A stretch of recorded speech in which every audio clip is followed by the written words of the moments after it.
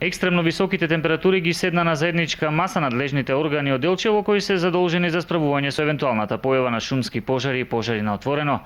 На денешниот состанок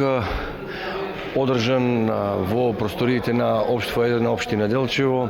присуствуваа сите релевантни субјекти кои што се чинители во системот за справување со пожари,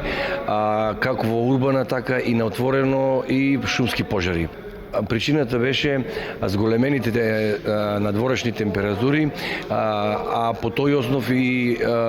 насоките и заклучоците на 89-та седница на владата на Република Македонија одржана на 21.7.2015 година, а спуштена на терен преку Дирекцијата за заштита и спасување, кои што заклучоци налагаа одредени укажувања, препораки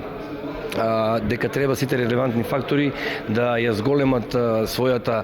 готовност како човечка, така и материјално-техничка готовност за прво за спречување на појава на пожари, односно во превентивниот дел, а потоа и во случај на појава на шумски пожари, пожари на отворено, целиот систем на гаснење на шумските пожари.